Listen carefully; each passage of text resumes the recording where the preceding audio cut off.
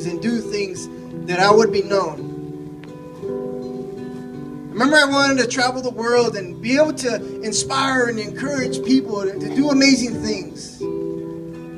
But I remember a time that would change my heart forever. And I remember that day like it was yesterday. It was a Friday night. I just got home from college and I was visiting my family, and my dad picked me up from the airport and gave me a big old hug, and it was just good to see him and just talking about what we were going to do for that weekend before I went back to start my second year in college. And I had this cousin, his name was Manuel, but we called him Big Head because he had this big old head. But he was really cool and funny, and I was so looking forward just to hanging and just kicking it with him. We went over to a football game and we started talking, and we made plans, and Manuel or Big Head was going to pick us up at my parents' house around 9 o'clock. And so we went back home, and me and my little brother, we got together and kind of got washed up and changed, and Manuel rolled up in his mom's Astro van, you know, the ones with the sliding door, the big bench seat in the back. So he gets to the house and he honks the horn, and we come out, me and my little brother Jason, and we get in the van and we're talking and laughing, and we're just looking forward just to having a good time. We're going to go visit my cousins in the next town over. And so we go downtown San Jose and we pick up his friend Ralph, and kind of the first time I met this guy, and he gets in the back bench seat and he sits in the back and kind of talking, getting to know each other. And as we're going downtown First Street, I noticed this white car. There's about 5 guys that were sitting on the car, and as we were driving by in the van, they stood up off of the car and they started looking at the van with mad looks like hatred in their eyes. And I looked at my cousin Manuel and said, "Hey, what's up with those guys?" I told him, "Don't worry about it. Just some guys we got problems with."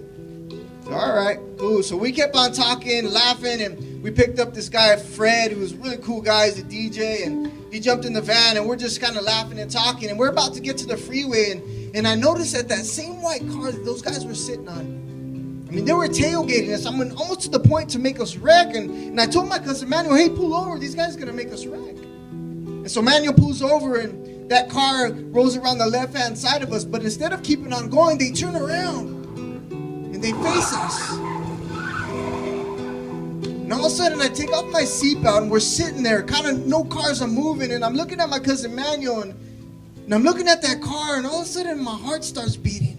And I'm thinking inside, man, we're probably going to have to fight or something's going to happen. And so I'm there and just looking back and forth. And the worst thing happens. Out from that back seat of that car, out comes out a hand holding a gun.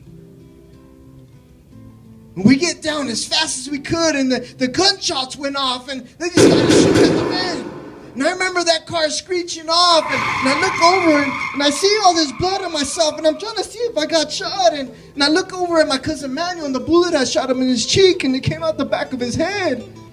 His foot slammed on the gas pedal, and the van took off, and I grabbed the wheel, and I'm just trying to miss cars, and pulling this back and forth, and just trying to miss people, and going back and forth. And we crossed the street about 60 miles an hour, and we hit this brick building. We hit it so hard that the door flew off, and that guy, Ralph, in the back bench seat, his legs sit underneath the bench, and he got locked, and he went flying over, and his legs broke. My little brother hit his face, not too bad, but because my cousin Manuel was out, his face hit all the glass in the mirror, and he laid there lifeless. And I remember grabbing the wheel, and when we had that impact, my face hit the steering wheel, and my chest hit the radio, breaking this little bone, and my leg popped into my lower back like if someone hit me with a bat, and I could barely breathe. And I just remember my back just snapped.